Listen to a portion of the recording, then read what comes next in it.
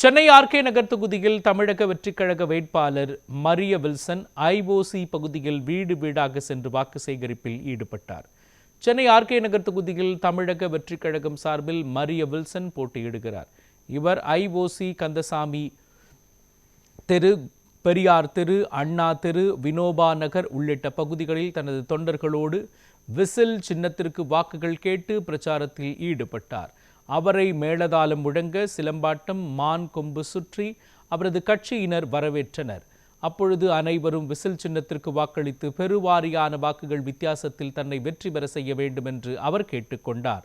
தான் வெற்றி பெற்றதும் இந்த பகுதியில் அடிப்படை வசதிகளை செய்து தருவதாகவும், உறவினர்கள் யாரும் இல்லாத ஆதரவற்ற முதியோர்களுக்கு ஆதரவளிப்பதாகவும், கல்லூரி மாணவர்களுக்கு கல்வியின் தரத்தை உயர்த்துவதற்கு நடவடிக்கை எடுப்பதாகவும் உறுதியளித்தார்.